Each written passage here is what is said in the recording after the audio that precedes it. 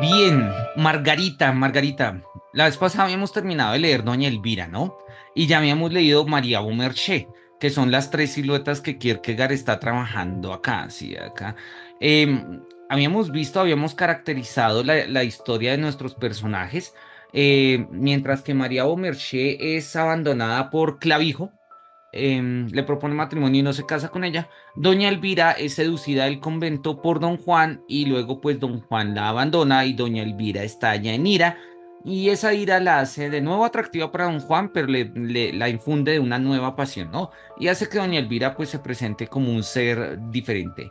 Margarita es el protagonista femenino de Fausto. Es un personaje, a mí me gusta en la obra. Tiene un destino pues, trágico, si se quiere, en la tragedia de Fausto. En la primera parte, en la segunda parte tiene una redención un poco extraña, al igual que toda la segunda parte del Fausto es extraña, entonces pues ahí no nos extraña. La idea de Fausto es muy bonita, es una obra A mí me gusta mucho la tragedia de Fausto y trata de lo siguiente. Fausto, de hecho así arranca, Fausto está en su estudio y él se lamenta de todo lo que sabe, porque sabiendo todo lo que sabe, dice que ha estudiado astronomía, derecho, arquitectura, filosofía e incluso lamentablemente también teología. Y dice, y siento que me falta mucho por saber. Entonces le aparece un demonio, se le aparece Mefistófeles y le dice, bueno, mira, yo tengo acá algo que ofrecerte, tengo para ofrecerte algo que tú no tienes, algo que tú no sabes, algo que tú no conoces. Y entonces... y esta es una versión profundamente romántica, ¿no? Entonces Fausto le dice, bueno, como, ¿qué es? Y él empieza a decir, no, mira, te enseño sitios secretos en el mundo. Y Fausto es como, ay, mira, hay tantos sitios, no importa. Te ofrezco conocer personas de élite. Y Fausto le responde, mira, yo tengo tantos contactos que eso no me importa. Entonces llegan a un acuerdo que es el siguiente. Van a vivir una cantidad de cosas juntos y y Mefistófeles va a brindarle a Fausto una cantidad de experiencias nuevas que Fausto no tiene, entre ellas la del amor de una mujer a cambio del alma de Fausto. Entonces, en el momento en el que Fausto diga, detente, quiero vivir en este momento eternamente, en ese momento, pues digamos, se habrá consumado el pacto. El pacto implicará, pues, que cuando Fausto muera, pues Mefistófeles se lleva el alma. De eso va. Entonces, en la primera parte de Fausto, Fausto va a conocer a Margarita y Margarita va a ser pues la amada de Fausto. En términos, pues, repito, de la versión de Goethe. Bueno, en general, las mayorías de las versiones de Fausto está vinculado con la figura femenina de Margarita. Y pues Margarita obviamente va a estar ahí atravesada en una situación trágica porque si bien Margarita es una mujer que ama a Fausto, pues está atravesada por el pacto que Fausto tiene con Mefistófeles. Y si uno está enamorado de alguien, pues es muy jodido que esa relación esté mediado por un pacto satánico. Sí, o sea, pero pues ahí está un poco el papel de Margarita, ¿no? Bien, vamos a mirarlo. ¿Valdría la pena volver a leer Fausto? De hecho, estoy dictando un seminario de romanticismo este semestre. Tengo ganas de poner a leer a mis estudiantes Fausto. Pero bueno, vamos a mirar. Dice Margarita. Esta joven no resulta conocida del Fausto. Era una jovencita burguesa, no como Elvira, destinada a un convento, aunque sí educada en el temor de Dios, incluso si su alma era demasiado infantil para sentir la seriedad que Goethe dice de manera inigualable: halb Kinderspiel, halb Gott im Herzen, a medias juego infantil, a medias Dios en el corazón. Lo que amamos en particular de esta joven es la simplicidad y la humildad de su límpida alma. Ya la primera vez que ve a Fausto se siente demasiado poca cosa para merecer su amor. Y no es por curiosidad, para enterarse de si Fausto la ama, por lo que arranca los pétalos de la estelaria, sino por humildad, porque se siente demasiado poca cosa para escoger. Y es por eso por lo que se rinde a la leyenda oracular de un enigmático poder. Ah, encantadora Margarita. Goethe ha desvelado cómo arrancaba los pétalos pronunciando las palabras me ama, no me ama. Pobre Margarita. Ahora puedes persistir en este menester cambiando tan solo las palabras. Me engañó, no me engañó. Ahora puedes cultivar una pequeña parcela de tierra con esa clase de flores y tienes trabajos manuales para el resto de tu vida. Bueno, es una forma bastante dramática, pero me gusta la manera en la que está descrito, ¿no? Ya lo habíamos dicho y lo habíamos mostrado con María Umarche y con Doña Elvira, la pena reflexiva puede alargarse tanto como dure la reflexión. Y si la pena consiste en, pues, el me ama, no me ama deshojar la margarita, bueno, deshojar, bueno, quitarle los pétalos a la margarita, y luego de me engañó, no me engañó, haciéndolo con la margarita, pues Kierkegaard desarrolla la metáfora de, mira, la pena reflexiva equivaldría a cultiva una pequeña parcela de tierra con estas flores y fijo vas a tener trabajo toda la vida, porque pues vas a seguir pensando precisamente en ello. Y de eso pues consiste justamente el ejercicio reflexivo de la pena. Se ha observado cuán llamativo es el hecho de que mientras que la leyenda de Don Juan habla de 1003 seducidas solo en España, la leyenda de Fausto habla de solo una joven seducida. Merece sin duda la pena no olvidar esta observación, dado que tendrá significación en lo que sigue. Nos guiará a la hora de determinar qué es lo característico de la pena reflexiva de Margarita. Entonces, acá está. Miremos cuál es el quid de la pena reflexiva Margarita. A primera vista, podría justamente parecer que entre Elvira y Margarita solo hay la diferencia que hay entre dos individualidades que han experimentado lo mismo. Sin embargo, la diferencia es harto más esencial y aunque no tanto por estar fundada en la disparidad del ser femenino como en la disparidad esencial que ha lugar entre Don Juan y Fausto. Ya desde un principio debe haber por fuerza una diferencia entre una Elvira y una Margarita, en tanto en cuanto una joven que ha de afectar a un Fausto debe ser por fuerza esencialmente diferente de una joven que afecta a un Don Juan.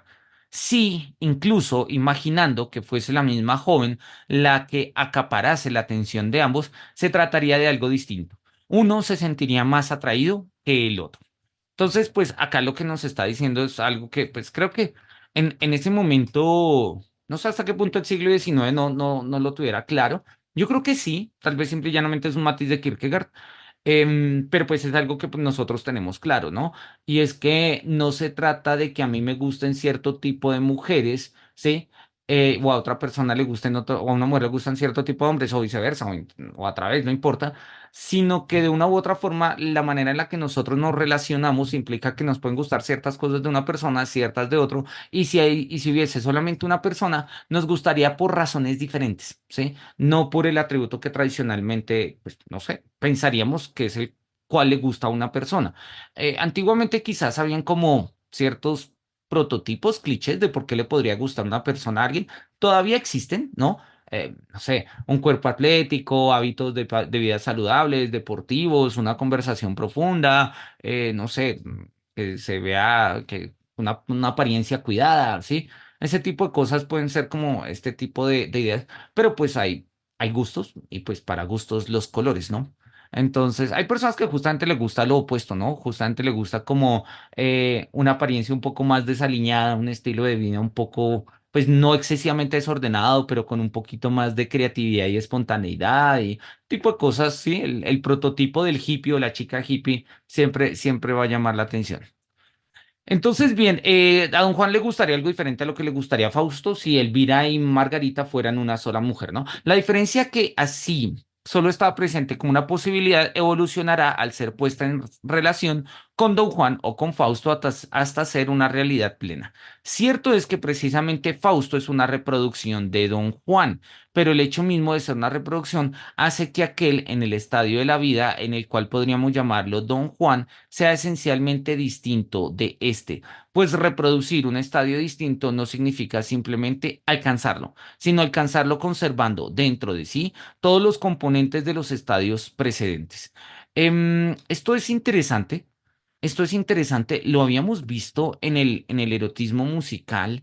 Vamos a devolvernos un poco, porque acá nos está diciendo Kierkegaard que Don Juan, ¿sí? Bueno, realmente Fausto es una reproducción de Don Juan. Am, si nosotros lo miramos, esto estamos como en la 111, tengo ni idea vamos a regresarnos bastante al erotismo musical. Esto está antes del texto de Antígona y esto está cuando precisamente, creo que está en la segunda parte relación de Don Juan con los otros personajes. Recuerdo que está acá en la parte izquierda. Hay todo un momento en el que Don Juan, por acá debe estar. El error de Molière, la apariencia, el Molière de Fausto, del Molière de... tan, tan, tan, tan, tan. Acá está, Fausto y Don Juan. Esto es de la página 122.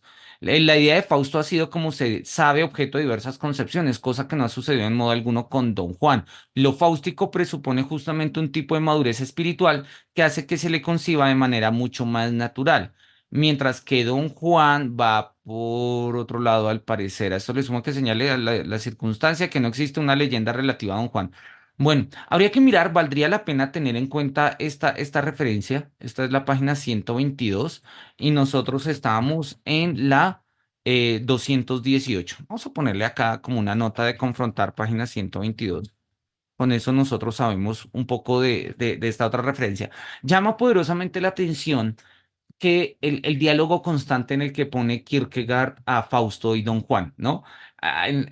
Los estadios eróticos dice, hay unas diferencias, acá nos está diciendo, hay más bien como unas semejanzas.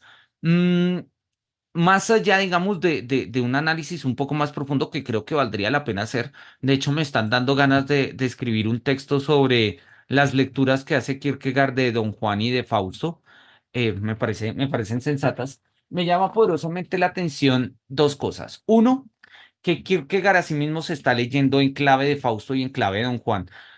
Fausto renuncia al amor de Margarita, Don Juan renuncia al amor de Elvira y Kierkegaard ha renunciado al amor de Regina. ¿Por qué? ¿Hasta qué punto existe una relación entre los tres? Digamos, podríamos pensarlo acá como a manera clave.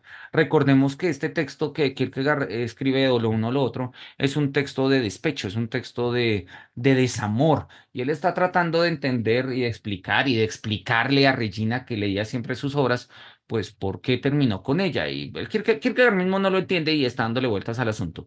Pero por otro lado, y este es el segundo punto que me llama la atención, Fausto y Don Juan son dos, digámoslo así, dos historias, si se quieren, dos mitos fundacionales del mundo moderno. Y yo creo que valdría la pena que nosotros le echáramos una mirada a las referencias. Vamos a mirar esto. Em, Don Juan, Don Juan es un personaje de la literatura española que aparece en 1630 en El Burlador de Sevilla en 1630, ¿sí? Venía, al parecer, venía desde antes, ¿sí? Dice, es un personaje arquetípico y aparece en el primer, digamos, como personaje clásico de la literatura española, específicamente en 1630. Ya en la obra de Mozart, de finales de 1700, pues queda consagrada en Don Giovanni, pero el mundo moderno nace en la literatura española con la obra de Don Juan y... em, el Fausto de Marlowe. Marlowe es la trágica historia del doctor Fausto. Es una historia que fue publicada en 1604 que es como la primera versión basada en la leyenda de Fausto, ¿sí? En la que un hombre le vende su alma al diablo para obtener poder y conocimiento. Mientras hay una diferencia entre el Fausto de Marlowe, que es británico, de hecho Fausto es contemporáneo Marlowe es contemporáneo de Shakespeare. Pues Goethe va a tener una versión del Fausto diferente, ¿no? Pero en el fondo el mito es como mi tema es como el mismo, ¿no? Muchos hablan de que la historia de Fausto guarda ciertos parecidos con una leyenda de Teófilo el Penitente, ¿sí? Del siglo XIII. Probablemente se pueda fundar en una persona que vivió en el siglo XV, ¿sí? Aun cuando sí tiene, no sería la versión de la leyenda. Y finalmente, pues digamos como que el primer libro, ¿sí? Pues al parecer fue publicado en 1587. Y ya vimos que la versión de Marlowe está publicada en 1604. O sea, si el texto de Tirso de Molina del Convidado de Piedra de Don Juan es 1630 y Fausto es 1604, Don Quijote se publica también en 1604, tenemos en cuenta que el nacimiento de la literatura moderna en pleno siglo XVII, muy, muy temprano el siglo XVII, nace con estas grandes personalidades. Nace con la figura de Fausto, nace con la figura de Don Juan, van a nacer también con la figura de Don Quijote.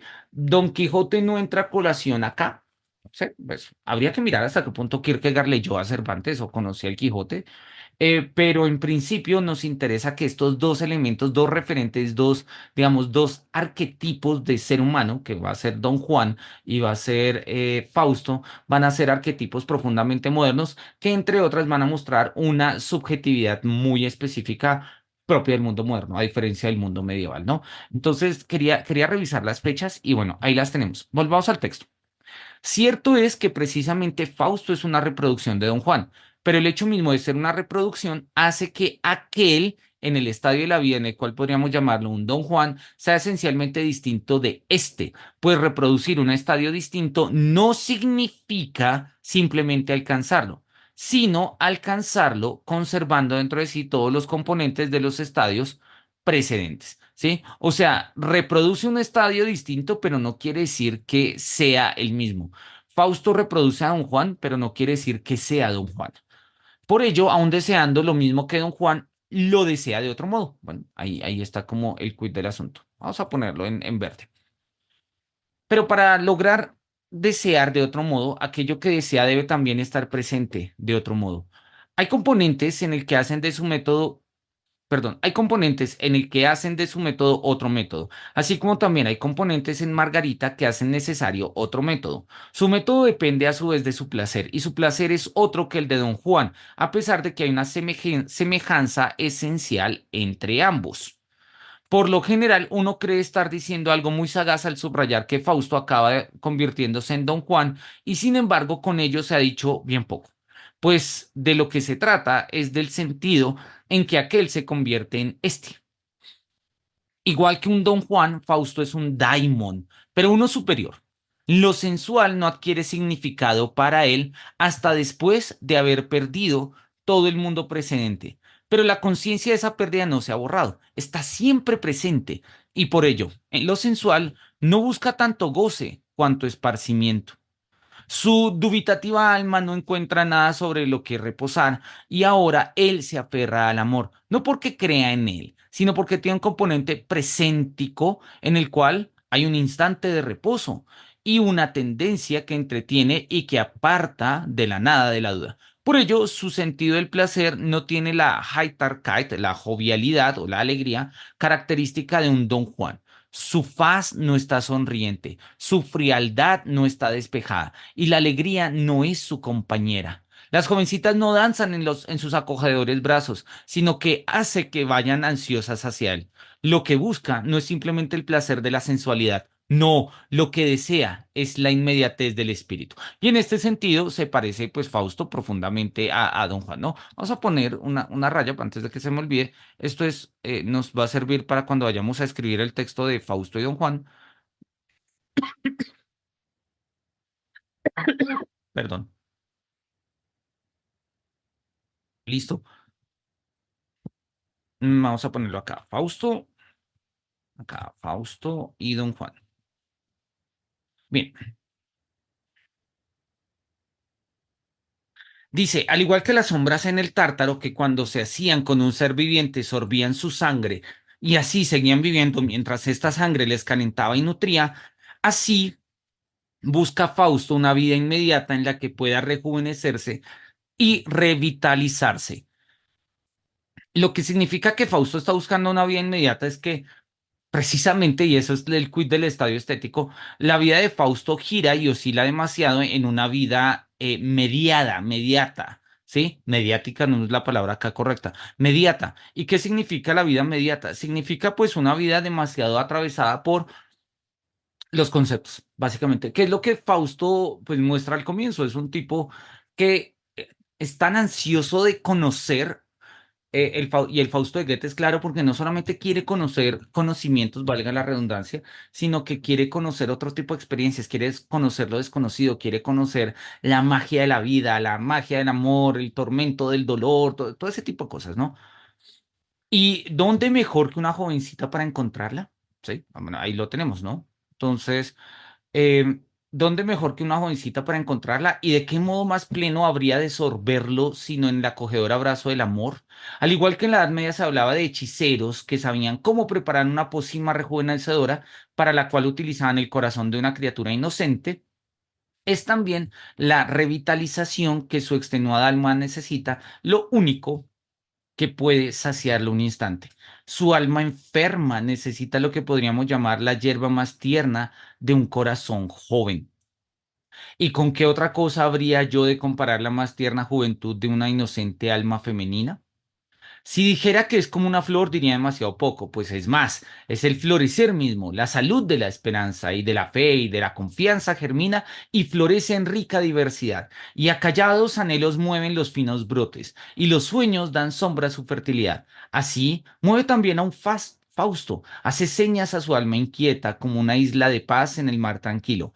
Nadie mejor que Fausto sabe que esto es fugaz, no cree en ello, tampoco como cree en cualquier otra cosa, pero de que existe, de eso se cerciora él en el acogedor abrazo del amor. Solo la plenitud de la inocencia y de la puerilidad pueden reconfortarlo un instante.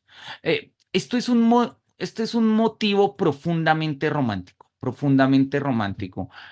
sobre todo este tema, ¿no? Y para recordarlo y que no se nos olvide, vamos a anotarlo al lado.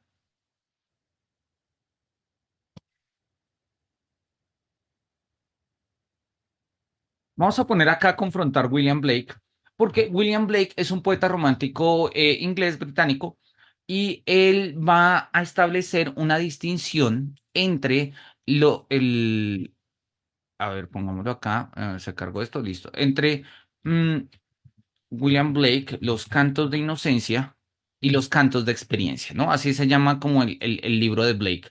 Canciones de inocencia y canciones de experiencia. Es un poemario del contexto romántico, es romanticismo inglés, pero pues que justamente nos va a mostrar esto, los dos estados contrarios del alma humana. Sí, eso es lo que pues, nos va a mostrar. Y la tesis de Blake es muy simple. La experiencia mata la inocencia. La experiencia mata la inocencia. Y cuando nosotros hemos perdido la inocencia, pues no tenemos nada más que hacer que perderla, ¿sí? La hemos perdido. Recuperarla es imposible porque es imposible perder la experiencia, ¿sí? Y ese es como un poco el quid del asunto. Miramos a ver, creo que acá hemos descargado las canciones de inocencia y de experiencia. En las canciones de inocencia hay un poema que se llama El Cordero. Ah, el Cordero, sí, debe ser este. El Cordero, vamos a leerlo rápidamente. Dice.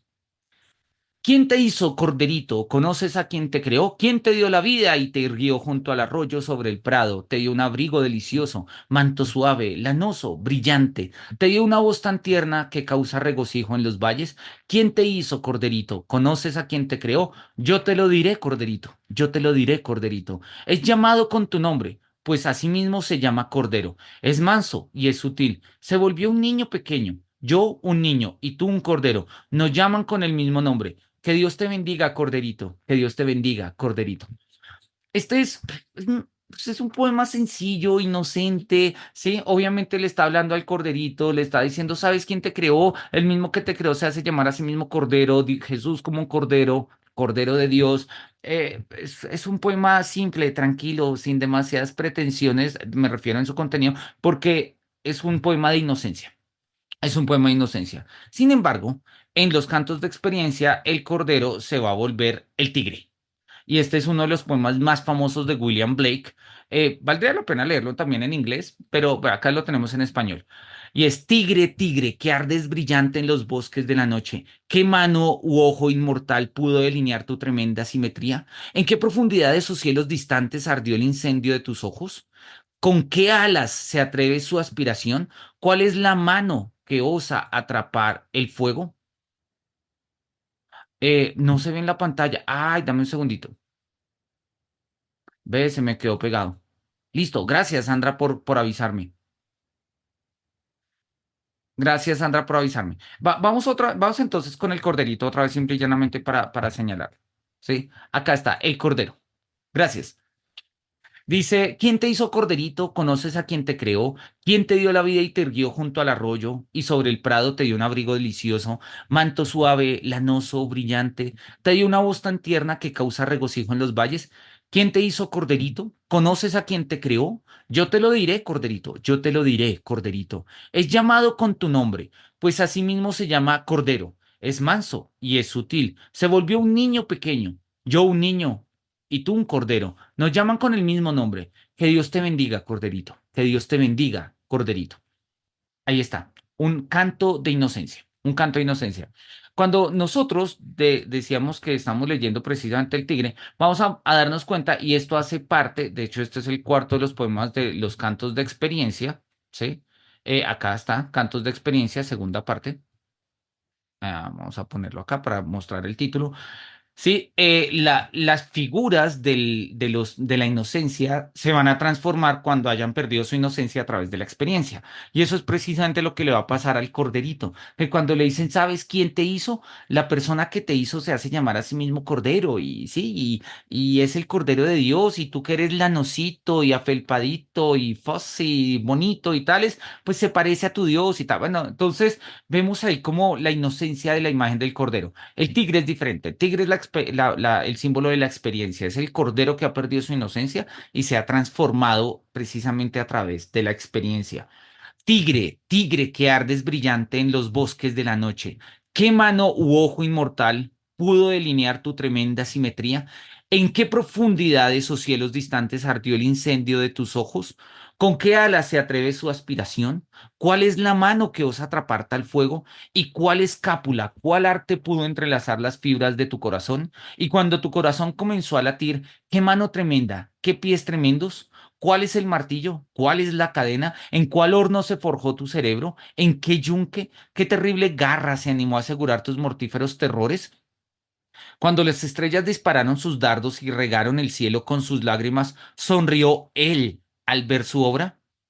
El que hizo al cordero fue quien te hizo. Tigre, tigre que ardes brillante en los bosques de la noche. ¿Qué mano u ojo inmortal se atrevió a delinear tu tremenda simetría? Listo, acá lo tenemos y de hecho el poema es bastante claro, ¿no? O sea, el que hizo el cordero te hizo. De una u otra forma, la idea es, sí, la inocencia la recibimos de Dios, de una u otra forma, por nuestra vida sin pecado, sin mácula, por nuestra infancia, en fin, somos inocentes. Y sin embargo, nuestra experiencia es la que nos transforma en algo diferente. Esto se tiene muchos niveles de lectura. Me interesa simplemente digamos, el plano categorial, cómo la experiencia mata la inocencia y cómo es imposible recuperar la inocencia. Creo que todos lo hemos vivido y sobre todo en el contexto en el que Kierkegaard lo está trabajando es patente. Cuando nosotros hemos perdido la inocencia en el amor por la experiencia en el amor, difícilmente recobramos la inocencia en el amor. Sin embargo, esa es la tesis romántica. La idea del romanticismo es que de una u otra forma podríamos reconciliarnos con lo perdido, podríamos reconciliarnos con la inocencia y a pesar de la experiencia, volver a la inocencia. ¿Eso es posible? Y bueno, para William Blake no. Bueno, sí, de una manera, pero eso es otro poema que se llama Augurios de Inocencia, que es un poema bellísimo y justamente se establece como después de después de la experiencia que ha matado la inocencia puede verse como un augurio. ¿Sí? Que es el famosísimo poema de William Blake que empieza diciendo, ver el mundo en un grano de arena, el cielo en una flor silvestre, tener el infinito en la palma de las manos y la eternidad en una hora. Ese poema es muy bello y muy conocido, no lo tengo acá a la mano, pero bueno, luego lo podremos buscar. De hecho, yo no, en esta colección no está. No, en esta colección no están los augurios de inocencia, esa está en otra.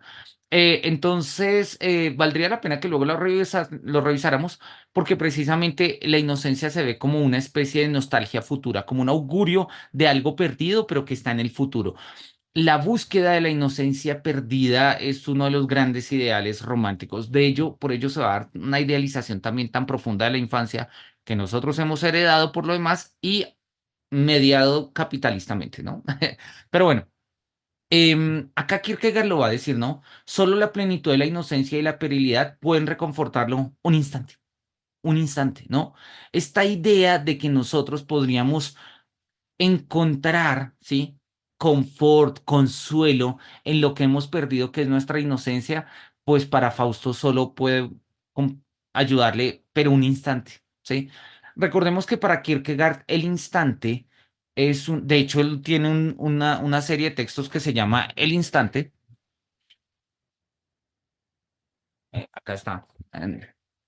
Si la vida nos da lo suficiente, en algún momento podríamos llegar hasta leer estos textos, ¿sí? Para Kierkegaard la categoría de instante es clave, ¿no? Y pues repito, va a tener un texto entero que se llama El Instante, donde él va a recoger una cantidad de textos publicados, pero que giran en torno a este concepto. Para Kierkegaard, el instante es el tiempo de la existencia. No es un tiempo exactamente medible, es un tiempo más bien, pues eso, existencial. Kierkegaard va a definir el instante de una manera muy poética. Él dice, un instante es un átomo de eternidad. Y es el momento en el que se da la existencia para sí misma. Es el momento, Kierkegaard lo va a poner de manera muy ilustrativa, y en eso lo va a seguir Heidegger. El instante es el momento de la elección.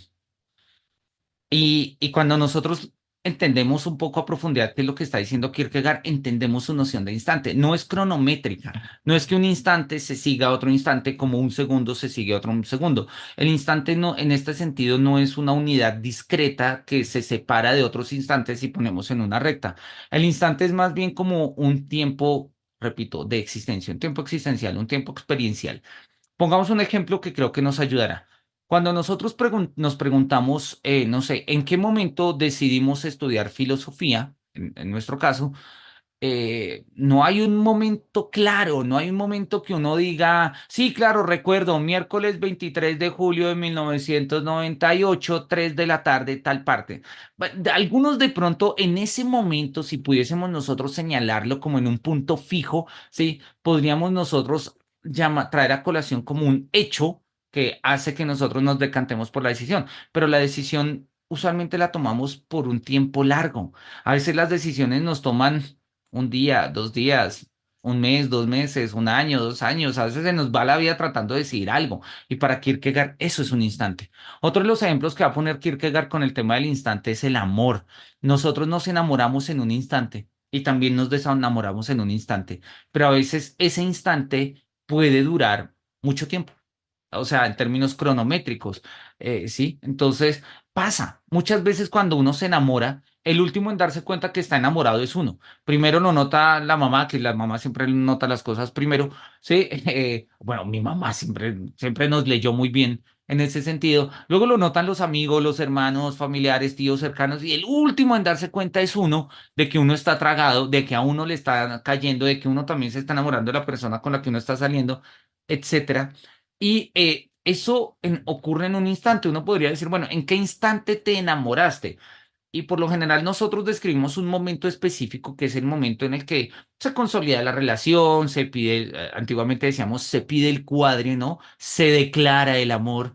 Em, pero, pero pues obviamente para declarar un amor hay que tenerlo y para tener el amor hay que aceptarlo y eso tuvo que ocurrir en algún momento, pero ese momento no es un momento específico, es un instante. Por eso, repito, dice Kierkegaard, el instante es un átomo de eternidad. Y es una definición bellísima, una definición bellísima. Entonces, esto que estamos diciendo es profundamente clave, ¿sí? En el contexto romántico en el que lo estamos leyendo, ¿no? Solo la plenitud de la inocencia y de la puerilidad o de lo infantil pueden reconfortarlo un instante. Recordemos que Fausto precisamente va a morir en el momento en el que él le diga a Mefistófeles, bueno, así ocurre en la obra, sobre todo en la parte final, cuando Fausto le diga a Mefistófeles, ya, aquí está, que no avance más, quiero permanecer toda mi vida en este momento. Ahí, en ese momento, se va a acabar la vida de Fausto y se va a consumar el pacto, se va a consumar el pacto. Bien, en el Fausto de Goethe, Mefistófeles le permite ver a Margarita en un espejo. Sus ojos se divierten contemplándola, pero su belleza no es, sin embargo, lo que él desea, aunque la acepta. Lo que desea es la límpida, imperturbada, rica, inmediata alegría de un alma femenina, aunque esto no lo desea espiritualmente, sino sensualmente. Es decir, que en cierto modo desea como Don Juan y sin embargo desea de modo completamente distinto. Quizás señalaría aquí algún que otro profesor no numerario, reafirmándose en su convicción de haber sido un Fausto, dado que de otro modo no habría podido llevar las cosas hasta convertirse en un profesor no numerario. Señalaría, digo, que Fausto requiere un cierto desarrollo espiritual y una cierta formación en la joven que ha de despertar su deseo. Vamos a mirar qué es eso del profesor supernumerario, nota 20. Nota 20, probablemente alusión a Martensen, autor de un ensayo sobre la figura de Fausto. Bueno, pues nada, al parecer. Martensen era un personaje importante en la Dinamarca de la época y pues Kierkegaard lo va a tener siempre de trasfondo en sus diálogos, ¿no? Listo. Acá estamos, ¿no? En cambio, bueno, quizás encontraría el mayor número de profesores no numerarios que este era un magnífico comentario y sus respectivas esposas y amantes asentirían inclinando sus testas, sus cabezas. En cambio, eso no sucede ni por asomo, pues no hay nada de Fausto que Fausto desee en menor medida. Una así llamada joven instruida estaría instalada en la misma relatividad que él y a pesar de esto no significaría nada para él. Sería lisa y llanamente nada. Lo que busca Fausto no es una mujer ilustrada, ¿sí? No porque no es porque está en contra de las mujeres ilustradas, sino porque caerían precisamente en la misma dialéctica en la que está Fausto, una vida profundamente mediata sin inmediación. Hoy en día lo diríamos una vida completamente abocada a futuro sin espontaneidad, una vida completamente llena de preocupaciones, sin capacidad y sin pasión de vivir la vida. Y precisamente lo que quiere Fausto no son más mediaciones. O sea, él no está pensando en casarse con Margarita y tener hijos y publicar un libro y dedicárselo a ella. Pues le parecen cosas bonitas. Pero lo que Fausto está buscando es lo nuevo, lo diferente. ¿Qué es lo que hay en el amor femenino que hasta ahora yo he pensado que he tenido y no he tenido? ¿Sí? ¿Qué es lo que encuentro en una persona inocente que hasta ahora pienso que yo sé qué es y no sé? O sea, ¿qué es lo que está más allá de los conceptos que yo ya tengo en mi cabeza y que aún así me atraviesan y me quiebran, ¿sí? Pero al mismo tiempo me reconcilian con todo esto que ya he perdido, o sea, con la propia inocencia. Eso es lo que busca Fausto. Quizás ella, gracias a su pizca de formación, tentase a este viejo maestro de la duda a llevarla mar adentro, donde ella pronto desesperaría. Por el contrario, una jovencita inocente está instalada en otra relatividad y por eso, en cierto sentido, no está nada por encima de Fausto, aunque en otro sentido, enormemente muy por encima, dado que ella es inmediatez. Solo en esta inmediatez es ella un blanco para su deseo. Y es por eso, decía yo, por lo cual él desea la inmediatez, no de modo espiritual, sino sensual. Y precisamente lo hemos visto, la espiritualidad y la sensualidad, si bien son formas no mediadas, o sea, de no mediación, sí son formas, no es que sean exactamente inmediatas. El ámbito estético sí es inmediato, pero el ámbito religioso, no, repito, no es una mediación porque para Kierkegaard no hay mediación con lo religioso, se trata de un salto de existencial, un brinco, una decisión, una paradoja, lo habíamos visto y lo va a decir en Temor y Temblor, pero lo religioso pues no se ve en estos términos inmediatos. Y creo que es claro, porque en ningún sentido, salvo las experiencias místicas, pues Dios, ni su consuelo, ni su salvación se nos dan de manera inmediata, ¿sí?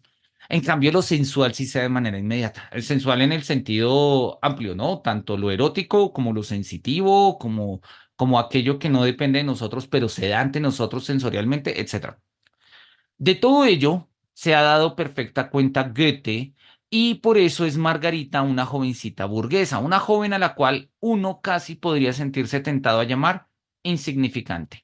Nos dispondremos ahora, dado que es importante en relación con la pena de Margarita, a examinar cómo diantres ha tenido Fausto un efecto sobre ella. ¿Sí? O sea, esta es la silueta de Margarita y de su pena. Y el punto es, ¿por qué le interesó Fausto? Un tipo mayor, un tipo sabiondo, un tipo de biblioteca. La chica no es que fuera nada raro, pero precisamente por lo mismo lo raro es que se haya fijado en un tipo petulante, inquieto, depresivo, grandilocuente, ¿sí?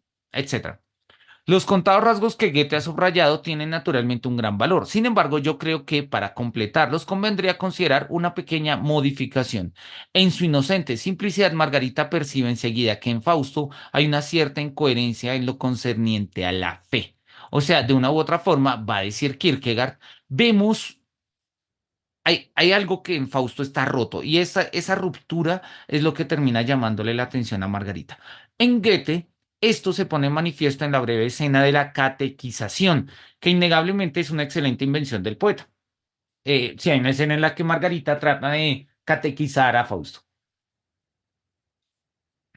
Pero Fausto ha conocido a Margarita gracias a las obras de Mefistófeles, así que obviamente hay una contradicción en su fe, porque pues le agradece a Dios haberla conocido y está acá al lado de un demonio que le está presentando a la novia. La pregunta es ahora, ¿qué consecuencias puede tener este examen por lo que hace a su relación mutua? Fausto se muestra como el escéptico y parece que Goethe, dado que no insinúa nada más a este respecto, ha querido que Fausto siga siendo escéptico también ante Margarita. Se ha esforzado, vamos a subrayar esto, me interesa esta figura de Fausto como escéptico.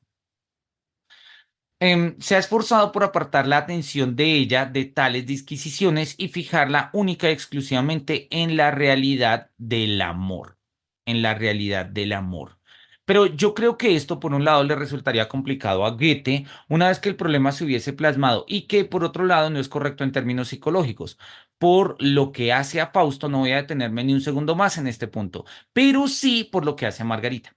Pues como él no se muestra escéptico ante ella, su pena contiene aún otro componente. Pues bien, Fausto es escéptico, pero no es un bufón engreído que pretende darse importancia, dudando de aquello en lo que otros creen. Su duda estriba objetivamente en él. Fausto es escéptico no en el sentido de que dude la belleza, capacidades, competencias de Margarita, sino es un escéptico en el sentido de que él mismo es el que no le cuadra a sí mismo, ¿sí? Que es el modelo típico del sujeto romántico. El sujeto romántico es un sujeto que está roto, es un sujeto que está quebrado, pues eso, es un sujeto que está quebrado. Ahí estaba leyendo precisamente con mis estudiantes del curso de romanticismo este libro que se llama En los laberintos del perdón, en los laberintos del autoconocimiento, el Sturm und Drang, la ilustración alemana, y el epígrafe que tienen es muy chévere. No sé si se alcance a leer ahí, de pronto sí, miremos a ver si nos ayuda, ¿sí? Y entonces es una frase de Hegel que dice lo siguiente, ahí la tenemos en pantalla, luego miramos si se ve bien o no, pero acá la leo, dice, un calcetín remendado es mejor que uno roto, no así la autoconciencia. Es mejor una autoconciencia rota, ¿sí? Que una autoconciencia remendada.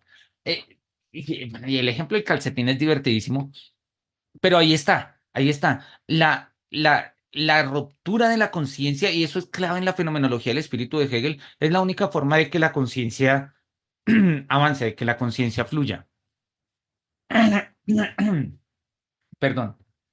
Creo que vamos a tomar un poquito más de agua.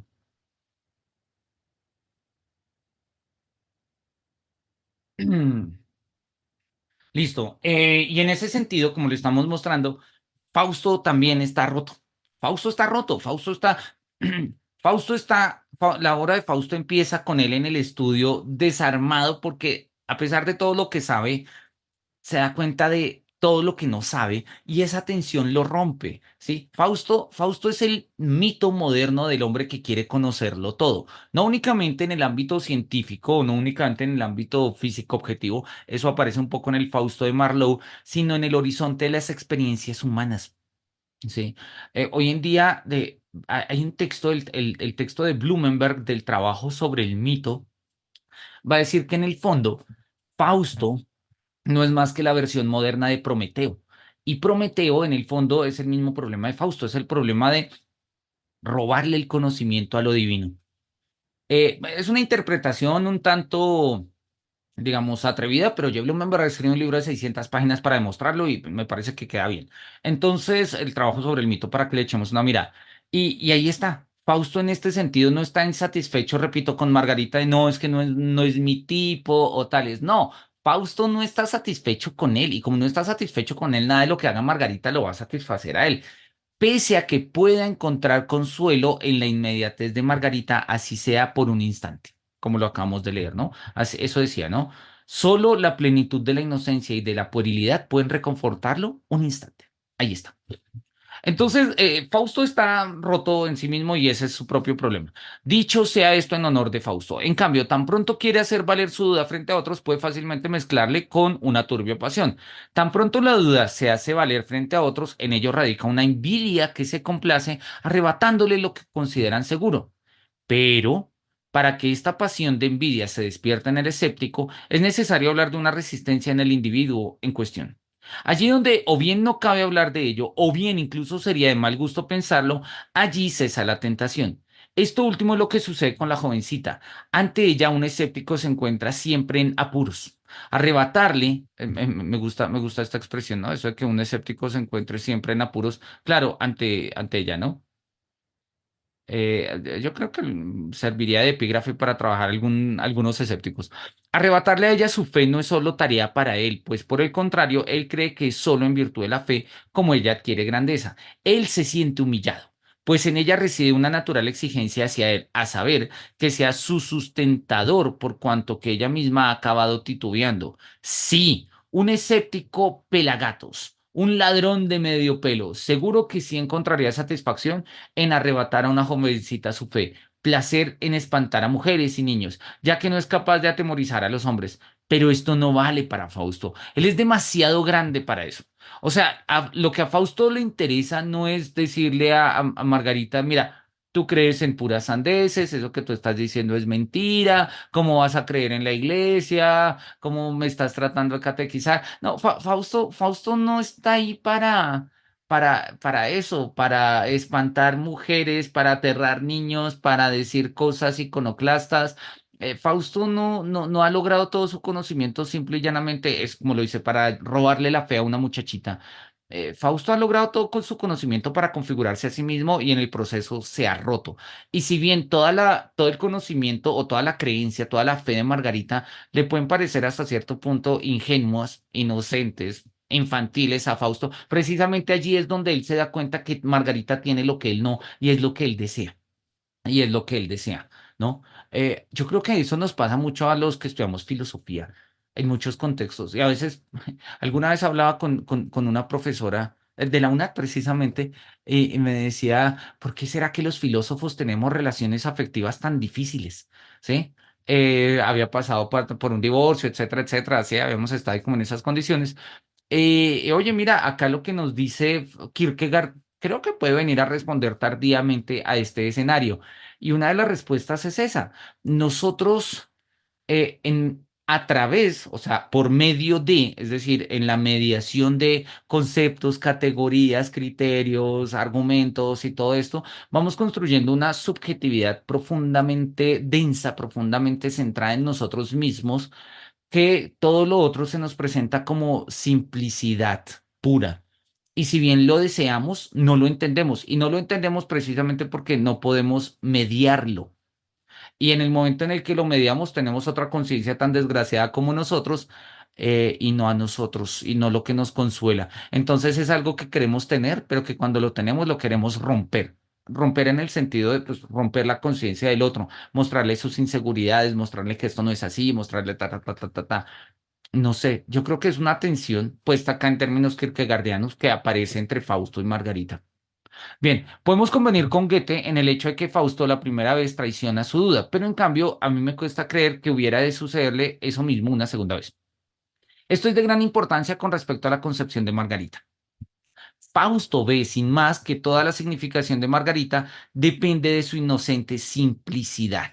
De quitársela, ella no es nada en sí, nada para él. Si Margarita no es una persona inocente, no es nadie para Fausto. Lo que le llama la atención a Fausto de Margarita es precisamente eso, su simplicidad. Esto suena un poco raro y un poco grotesco en el sentido en el que lo estamos mostrando de, no, ay no, pues es que entonces Fausto está tras inocentes campesinas. No, no es lo que estamos diciendo. Ya lo habíamos dicho. Fausto está deseando, deseando incluso en el sentido sensual que lo habíamos dicho acá precisamente, Fausto está deseando incluso en este sentido sensual aquello que de una u otra forma él ha perdido. Y lo que ha perdido es precisamente la inocencia que tiene Margarita. ¿Cómo compartir la inocencia? ¿Cómo recuperar la inocencia? ¿Cómo poder vivir un augurio futuro de inocencia? Ese es el quid del romanticismo. Ese es el quid del romanticismo. Nos dice acá, es terrible, sí, yo creo que sí, completamente de acuerdo. Pero oye, ese es el destino fáustico, ¿sí? Sobre, pues, de la filosofía tiene una destino fáustico, una maldición. Yo creo que hay formas de recuperar la inocencia y en parte muchos de los que nos dedicamos profesionalmente a esto tratamos de recuperar la inocencia a través de ciertas actividades, el juego, el humor, la risa, la contemplación. Pero si me preguntas, y así se llama mi tesis, yo creo que todo eso son causas perdidas, no, no la vamos a lograr, pero pues bueno, se nos va la vida haciéndole. Bueno, debe conservarse, hay que conservarle la inocencia a Margarita. Repito, esto no es que, ay, no, entonces hay que necesitamos personas ingenuas e inocentes e inexpertas en el mundo. No, eso no es, ese no es el quid del asunto, porque podría ser completamente ilustrada y completamente erudita y completamente tal, aun cuando hemos dicho que la erudición rompe a la gente en el sentido moderno del término, visto desde Fausto, pero podríamos pensar.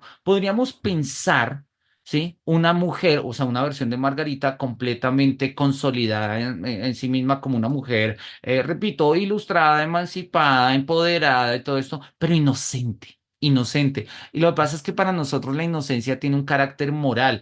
Una persona inocente es aquella que no ha hecho nada. Sí, eso es lo que dice el romanticismo, la experiencia mata la inocencia. ¿Cómo podemos mantener la inocencia a través de la experiencia? Ese es el quid de Margarita. Margarita, obvio ha vivido cosas, obvio sí, pero mantiene la inocencia. Fausto no, Fausto la perdió y precisamente eso es lo que le llama la atención de Margarita, que en medio de la vida la tiene. Margarita tiene la inocencia, esa inocencia que ha perdido. Margarita, a pesar de la experiencia, sigue siendo el cordero. Fausto se volvió un tigre. Fausto se volvió un tigre y anhela el cordero, ¿sí? Y ahí está la atención. Él es escéptico, pero como tal atesora todos los elementos positivos, pues de otro modo sería un mal escéptico. Carece del punto final. En virtud de ello, todos los elementos positivos se convierten en elementos negativos. Ella, por el contrario, tiene el punto final, tiene la puerilidad y la inocencia. Ojo, tiene el punto final. El punto final es la puerilidad y la inocencia. Eso mismo que habíamos dicho, ¿sí? Que es precisamente lo que está buscando a Fausto y lo que lo reconforta, ¿sí? Ahí está. Eso es lo que caracteriza y así es como trabajamos a Margarita. Nada hay más fácil para él que equiparla. Su práctica de vida le ha enseñado a menudo que lo que proclamaba ser dudoso tenía en los otros el efecto de la verdad positiva, y ahora se complace enriqueciéndola con el abundante contenido de una visión. Toma la entera ornamentación de la fe inmediata, se complace adornándola con ella, porque le queda bien, y así es aún más bonita a sus ojos. De ello saca además una ventaja, que el alma de la joven se ciñe más y más estrechamente a la suya. Ella no lo entiende propiamente como una criatura, ella se ciñe a él. Lo que para él es duda, es para ella verdad infalible. Y ahí es donde vemos esta tensión entre inocencia y experiencia, ¿sí? Nosotros ante ciertas experiencias, incluso experiencias de amor, ¿sí? Después de la experiencia, así muchas veces, pongamos de manera escueta, bueno, lo digo técnicamente y lo ponemos de manera escueta, ante la experiencia profunda de un amor, o sea, vivido en este momento, la experiencia nos puede llevar a pensar que esa experiencia profunda de amor es una irrealidad, dudamos de que eso vaya a durar o no, pero desde la perspectiva de la inocencia esto es una verdad inefable. Pongámoslo en términos, repito, un elemento simple, ¿no? Muchas veces un beso con la persona amada, ¿sí? Desde la perspectiva de la experiencia puede generar dudas de, bueno, ¿cuántas personas he besado? ¿Qué significa este beso? Nos hemos dado muchos besos.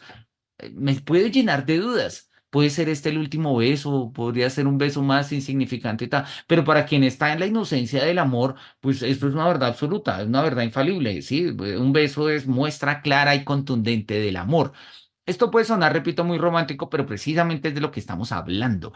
Lo que pasa es que quizás nosotros hemos perdido lo que necesitamos de romanticismo para entender nuestro mundo y lo que necesitamos del romanticismo es esta búsqueda de inocencia de nuevo. Quizás, no sé, tal vez sea difícil, como lo decía Oppenheimer, ¿no? Después de la bomba atómica todos somos unos hijos de puta. O sea, después de todo lo que ha pasado en el siglo XX parecería que es imposible volver a ser inocentes. Parecería, podría pasar. Pero mientras él edifica de este modo la fe de ella, a la vez la reduce a escombros, pues al fin él acaba siendo un objeto de fe para ella, un dios, no un ser humano. Ahora, debo aquí esforzarme para prevenir una confusión. Podría parecer que hago de Fausto un hipócrita infame. Esto no es en absoluto el caso. O sea, no, Fausto en este sentido no es, repito, y él dice, sí, no me interesa poner a Fausto como un ladrón de medio pelo. No, Fausto no es un ladrón de medio pelo, no es un infame, no es un pelagatos. No, no, no. Fausto es un tipo clave. Lo que pasa es que es escéptico y eso lo rompe. La misma Grete es quien ha traído a colación todo este asunto. Él vislumbra de reojo la magnificencia que ella cree poseer y ve que no puede subsistir ante su duda, pero no tiene el coraje de aniquilarla. Y entonces se comporta de este modo debido incluso a cierta bondad. El amor que ella le profesa la colma de sentido para él, y aún así sigue siendo casi una niña.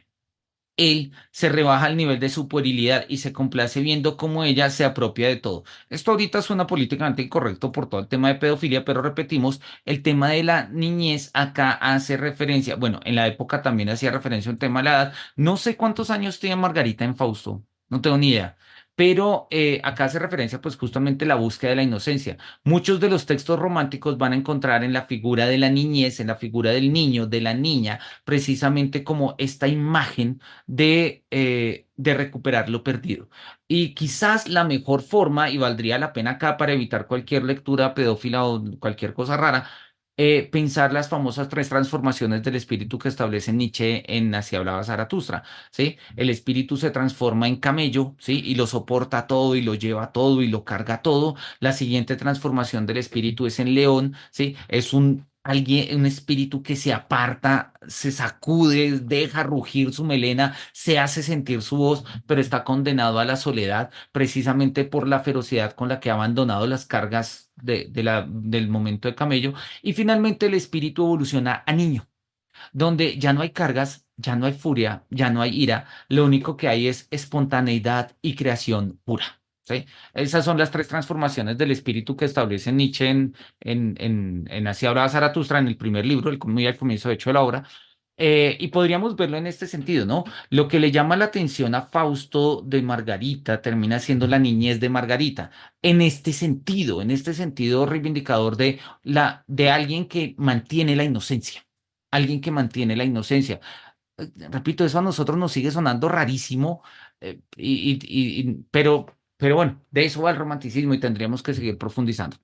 Sin embargo, para el futuro de Margarita esto tiene las más penosas consecuencias. Si Fausto se hubiera mostrado ante ella como un escéptico, quizás ella habría podido salvar su fe más tarde. Habría reconocido con toda humildad que que los ambiciosos y audaces pensamientos de él no eran para ella. Se habría aferrado a lo que tenía, ¿sí? Pero el problema es que Fausto no se muestra sincero ante ella. No porque no la ame, sino no le muestra que está roto por todo su conocimiento. Y pues eso hasta cierto punto le va a costar su fe, ¿sí? A Margarita, de una u otra manera. Habría que leer Fausto para recordarlo, ¿no? Ahora, en cambio, le debe el contenido de la fe, aunque se da cuenta, dado que la ha abandonado, de que él no creía en aquel. Mientras estaba junto a ella, no descubrió la duda. Ahora que se ha ido, todo cambia para ella. Y ahora ve la duda por todas partes, una duda que no puede controlar, aunque además no deja de pensar en el hecho de que ni siquiera Fausto ha podido dominarla. Aquello en virtud de lo cual también en la concepción de Goethe, Fausto cautiva a Margarita, no es él en el don seductor de Don Juan, sino su ingente altivez. Por eso, ella, dicho con el encanto con que ella se expresa, en el fondo no puede entender en absoluto qué encuentra Fausto exquisito en ella. Claro, porque la inocencia no le permite entender la experiencia de Fausto. ¿Sí? La primera impresión que él le causa es totalmente abrumadora. Frente a él, ella queda convertida en nada.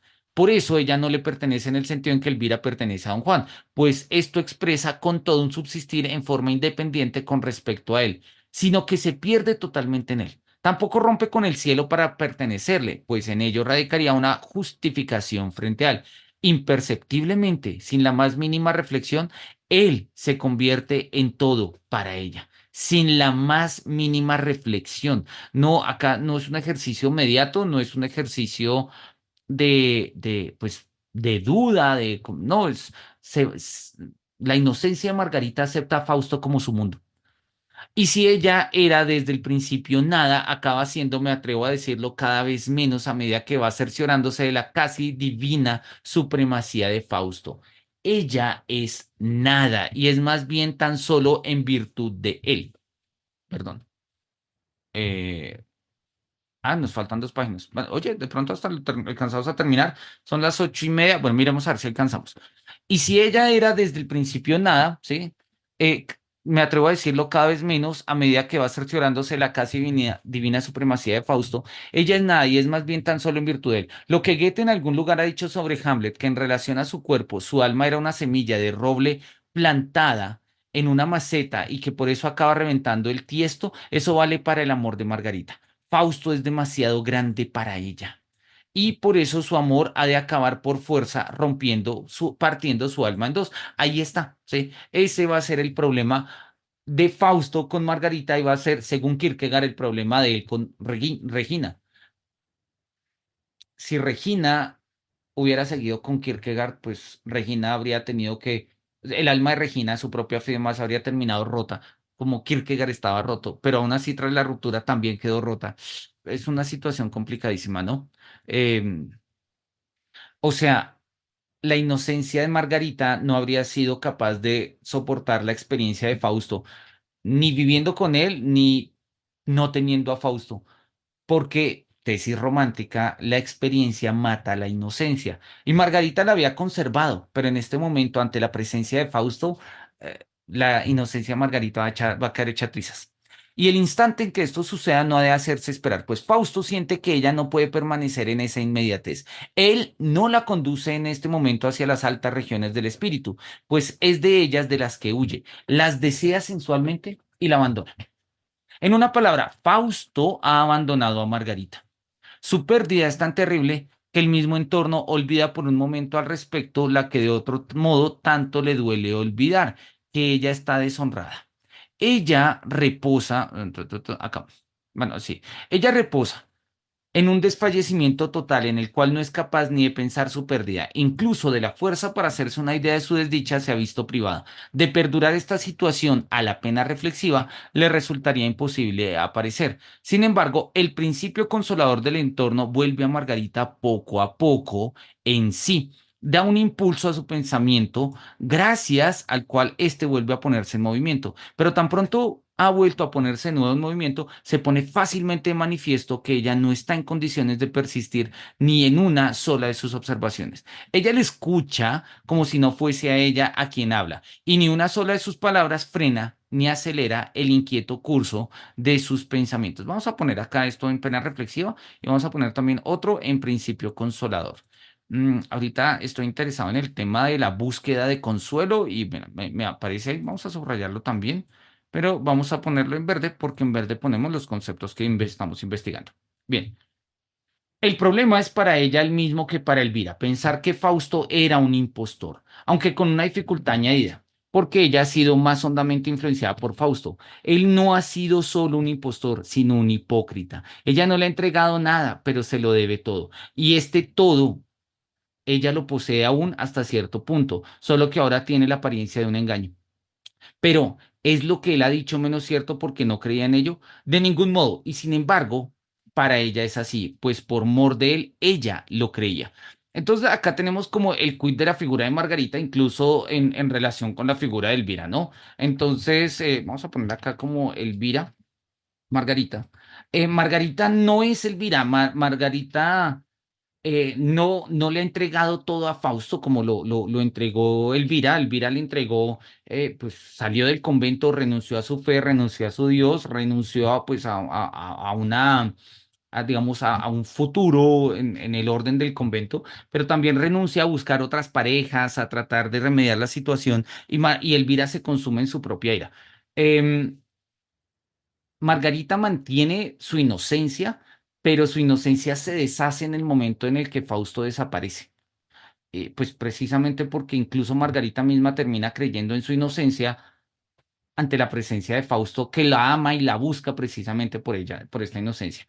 En la obra habría que mirar un poco el final de la obra, pero al final de la primera obra, sin hacer, bueno, obviamente es un spoiler, pero sin hacer completamente todo el spoiler, Fausto en algún momento decide, sí, porque o sea, en el momento en el que Mefistófeles se va a llevar a Fausto, él prefiere sacrificar a Margarita.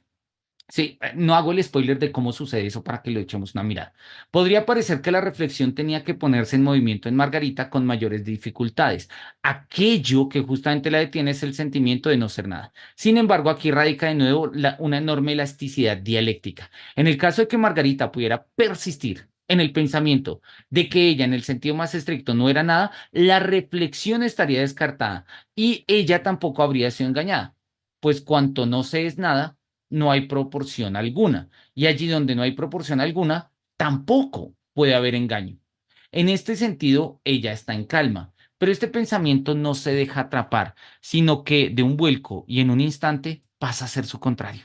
El hecho de que ella no fuese nada es solo expresión de que todas las diferencias finitas del amor han sido negadas, por lo cual es precisamente la expresión de la absoluta validez de su amor, donde a su vez radica su absoluta justificación. La conducta de Fausto no es simplemente un engaño, sino un engaño absoluto, porque el amor de ella ha sido absoluto y sobre esto ella no podrá volver a reposar jamás, pues ha dado, pues, perdón, pues dado que él ha sido todo para ella, ella no ha de ser capaz de persistir en este pensamiento, si no es por mor de él, pero por mor de él no puede pensarlo, porque él ha sido un impostor. Bien, entonces tenemos un poco el desarrollo de esta, como lo llama, de esta elasticidad dialéctica de esta tensión que se diferencia un poco, ¿no? María Beaumarchais está enredada en su tusa con clavijo, en su resaca, ¿no? Doña Elvira está completamente enredada en su pasión, en su ira, su pasión se expresa en su ira, pero en su poder timótico, lo habíamos dicho, ¿no? Siguiendo a Sloterdijk. Margarita está enredada en su propia inocencia. ¿Sí? Y vemos un poco el contenido de la pena reflexiva a través de estas siluetas. Y repito, eso podría sonar como, ay, es que las mujeres sí sufren por cosas. No, Kierkegaard no le interesa de cómo sufren las mujeres. A Kierkegaard le está interesando cómo se da una experiencia de la pena reflexiva, ¿sí? En el horizonte humano, en este caso a través de estas tres grandes mujeres de la literatura. Puesto que el entorno no cesa de resultar más y más ajeno a Margarita, comienza el movimiento interior. Ella no ha amado solo a Fausto con toda su alma, sino que él ha sido su fuerza vital. Por mor de él, ella vino a la vida. Esto no implica que su alma, en lo que respecta a su estado de ánimo, se conmueva menos que la de Elvira, sino que el estado de ánimo concreto se conmueve menos. Ella está en camino a obtener un estado de ánimo fundamental. Y el estado de ánimo concreto es como una burbuja que sube desde el abismo, que no tiene fuerza para mantenerse y que tampoco es suplantada por una nueva burbuja, sino que se disuelve en el estado de ánimo general, que ella no es nada. Valdría la pena mirar, desconozco cómo es el término de traducción en alemán, pero Heidegger en Ser y Tiempo va a hablar de los estados de ánimo fundamentales, también los va a hablar en qué es la metafísica y Heidegger va a mostrar cómo, por ejemplo, el aburrimiento, la angustia, son formas de estado de ánimos fundamentales. Incluso la tesis, vamos a poner acá a confrontar Heidegger y pues ya entrados en gastos, confrontar también Byung-Chul Han. Sí, porque creo que valdría la pena. La tesis de habilitación de Byung-Chul Han es precisamente, se llama El corazón de Heidegger y es precisamente sobre Byung-Chul Han. El corazón de Heidegger es sobre el concepto de estado de ánimo en Heidegger, precisamente, ¿sí? Acá está, el concepto de estado de ánimo de Martin Heidegger. La palabra para estado de ánimo en alemán es Stimmung, y es todavía se utiliza, de hecho la palabra Stimmung significa eso, significa estado de ánimo. Pero para Heidegger la noción de estado de ánimo no es un concepto psicológico, ¿sí? No es anímico en el sentido, repito, psicológico y emocional, es existencial. A mí me gusta, es un texto que es una manera que tiene Dilthey. También, Dilthey dice que el estado de ánimo establece una coloración de la vida y hace que nosotros veamos ciertos tonos en la vida. No lo dice Heidegger, pero podríamos entenderlo así, que es como una especie de afinación. El estado de ánimo afina mi vida y pues así, o sea, así como uno afina una guitarra, un instrumento en fa, en re, en do, en la, el estado de ánimo lo afina a uno y las distintas experiencias están determinadas por esa afinación. El concepto de estado de ánimo es importante en la filosofía alemana. No recordaba haberlo visto en Kierkegaard y me alegra encontrarlo acá porque, repito, pues es un concepto clave en la filosofía alemana. Bien, vamos a terminar. Es que nos queda una página. Vamos a leer, a terminar. Este estado de ánimo fundamental, y nos repite, este estado de ánimo fundamental es a su vez una situación que se siente, que no se manifiesta en ninguna exclamación concreta. Es inefable, es como la afinación. La afinación en re o en do de un instrumento musical no se manifiesta en ninguna exclamación concreta o en ninguna nota concreta, pero ahí está. Y cuando nosotros tocamos la tonada, reconocemos la afinación. Está un poco a la base, ¿sí? El intento que hace el estado de ánimo concreto por ponerlo en el alto, por ponerlo en alto, de elevarlo, es vano. Por eso el estado de ánimo total se oye siempre junto con el estado de ánimo concreto. Yo creo que valdría la pena en algún momento echarle una mirada a todas estas nociones de estado de ánimo de Kierkegaard también.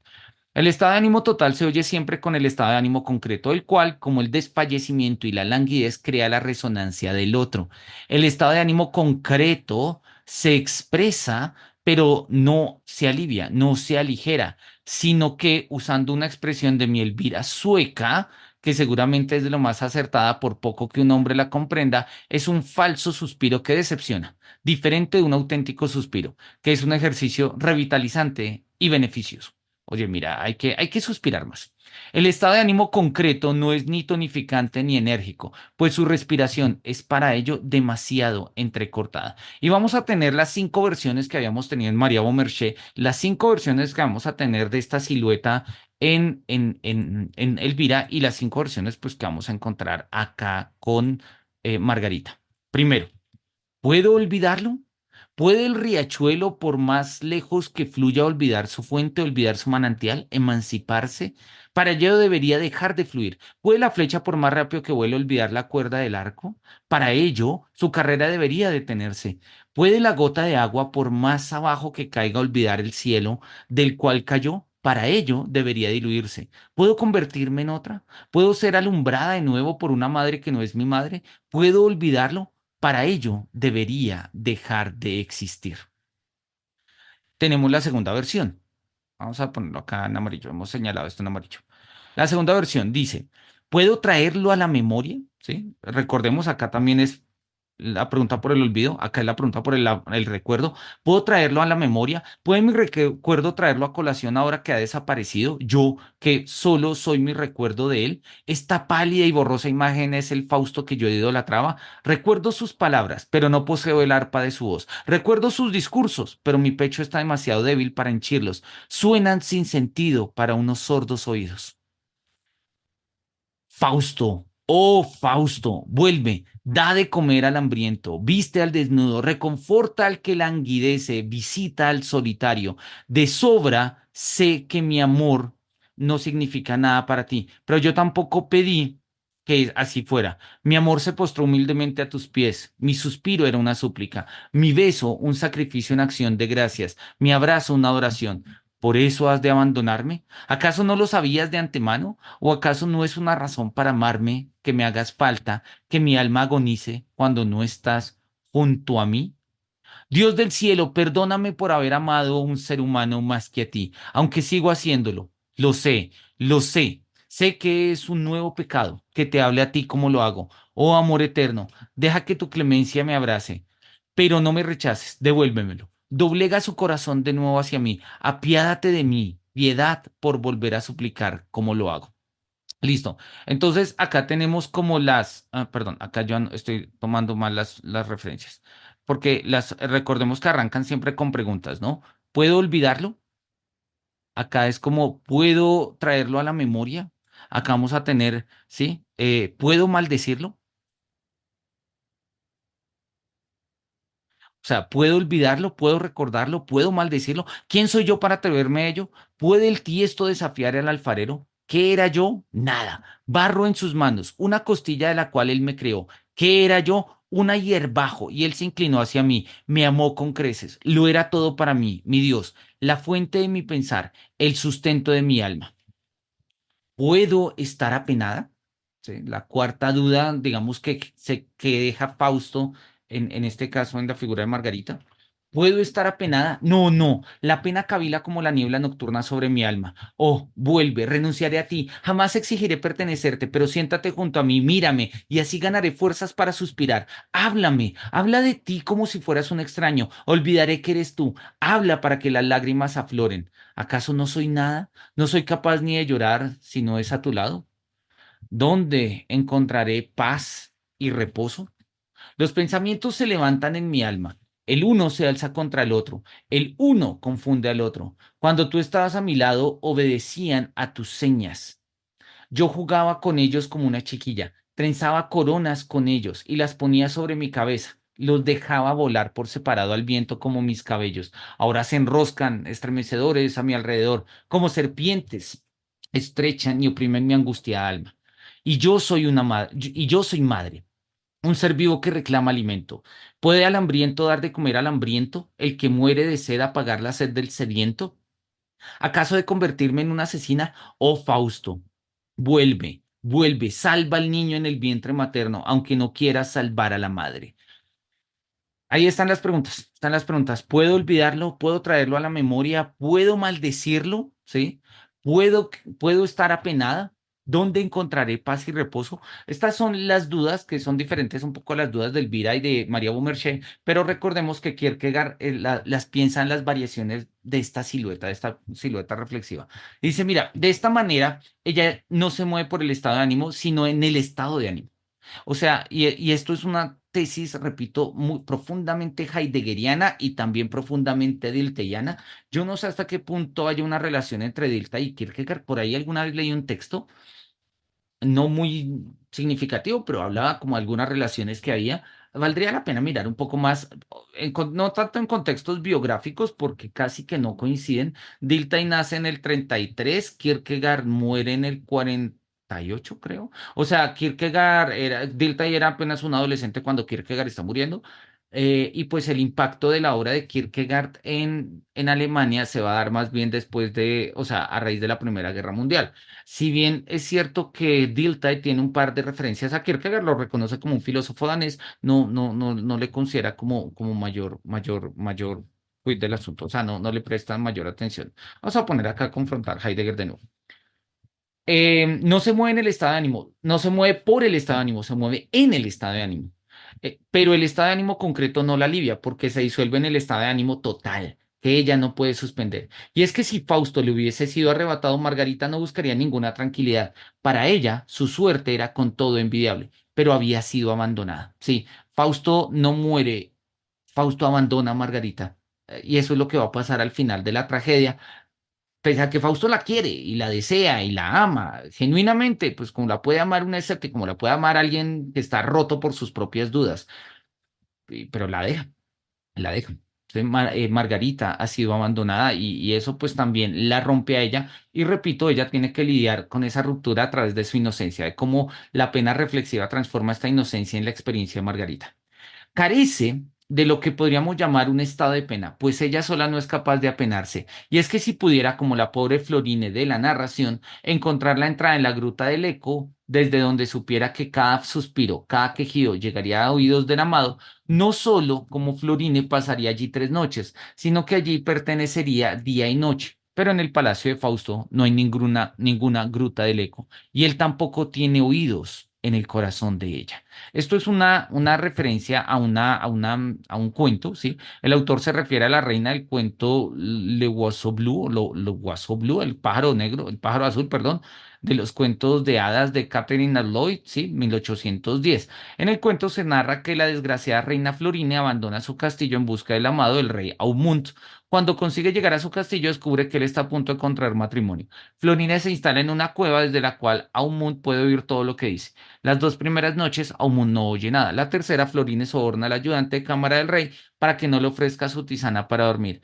Así, ella pasa toda la noche hablando de lo que han vivido juntos y por fin el rey se da cuenta de que es Florine quien habla en la cueva. Por una escalera secreta, acude a ella y se reencuentran con gran júbilo. Bueno, mira, ahí es como un poco lo que pasaría con Margarita.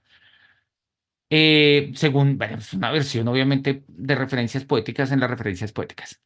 He reclamado quizás demasiado largamente vuestra atención para estas imágenes, queridos cofrades cosepultos, sobre todo teniendo en cuenta que, por mucho que yo haya hablado, nada visible se ha mostrado ante vosotros. Sin embargo, esto no estriba en la falsedad de mi presentación, sino en el asunto mismo y en la malicia de la pena. Cuando se brinda la ocasión favorable, lo escondido se manifiesta.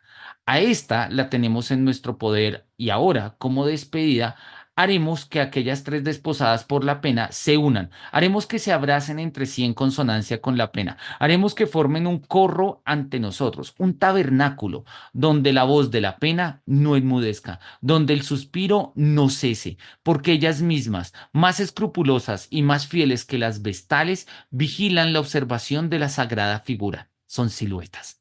Si las interrumpiéramos aquí, si les deseáramos recuperar lo perdido, ¿saldrían ganando? ¿Acaso no han recibido ya una bendición más excelsa? Y esta bendición las unirá e imprimirá belleza en su asociación y las proveerá de alivio en la asociación, pues solo aquel que ha sido mordido por serpientes sabe lo que ha de sufrir el que es mordido por serpientes. Oye, incluso si quisiéramos ponerlo así en términos profundamente contemporáneos, diríamos que Kierkegaard es un pensador y un teórico de la sororidad, ¿no? El término, a mí me gusta, aun cuando hay con gente que lo critica y tal, pero a mí me gusta la manera. Sí, y lo dice Kierkegaard y es clave, ¿no? Si interrumpiéramos y le dijéramos como, ay, no, es una mujer que está sufriendo, pobrecita, no, no, ¿sí? Dice, a ver, está bien, si les deseáramos recuperar lo perdido, ¿saldrían ganando? Quizás hay algo que se está ganando en la pena y nosotros no nos damos cuenta. Y no es porque tengamos que hacer sufrir a las mujeres ni tengamos que sufrir nosotros, sino que pues porque en nuestra vida sufrimos. Eso hace parte de perder la inocencia a través de la experiencia, pero no querer tener la pena puede hacer que nos perdamos de algo, ¿sí? Solo aquel que ha sido mordido por serpientes sabe lo que ha de sufrir el que es mordido por serpientes. Y si hay alguien que ha sido mordido por serpientes, si a mí me muerde una serpiente, por lo menos, obviamente es la metafórico, o por lo menos tengo un ámbito de comprensión. No estoy solo, no estoy solo. Quizás eso es lo que se gana un poco con la pena. Bien, ahí termina el texto. Es un texto que a mí me gusta mucho, ¿sí? Y pues bueno, como dice, acá nos dice Sandra, a despelatar la vida como una margarita. Yo creo que sí, yo creo que sí. Y la idea de Kierkegaard acá creo me parece clave y es, hemos de desearle a alguien que está sufriendo y que ha perdido, como que recupere lo perdido. Quizás esos deseos no sean una forma amable de tratar su pena, ni tampoco una forma reflexiva. Oye, pensar la pena a través de estas siluetas nos ha llevado a pensarnos en muchos sentidos. Bien, la próxima sesión vamos a leernos El más desdichado. Este es uno de mis textos favoritos de toda la historia de la filosofía. Es un texto maravilloso, es un texto genial. De pronto no lo leemos en esta versión, sino en la versión de la editorial Gredos. Me gusta más la traducción, aun cuando soy bastante obsesivo y quiero seguir leyendo el libro en esta versión. Tengo una semana para decirlo. Pero bueno, nos vemos entonces acá la próxima sesión para seguir hablando con nuestros queridísimos cofrades cosepultos, ¿sí? En uno de los textos, repito, más interesantes y más divertidos que ha escrito Kierkegaard y se llama El más desdichado. Es un texto sumamente corto, de hecho es muy probable que nada más nos gastemos una sesión en él. Es un texto que tiene de 10 páginas, de la 229, que es la portada de la 241, o sea, son 10 páginas, 5 hojitas. Yo creo que muy seguramente lo podemos leer en una sola sesión, pero es maravilloso y nos lleva a pensar qué significa la desgracia humana, siguiendo claramente pues el ámbito de siluetas. No me resta sino agradecerles por estar aquí. Muchísimas gracias, Sandra, por acompañarnos en sala, a todas las personas que van a ver este escenario y estas lecturas en nuestro canal de YouTube. Y pues bueno, nos vemos en una semana para hablar de el más desgraciado. Mis queridos cofrades cosepultos, que los cielos nos miren con su beneplácito y hasta pronto.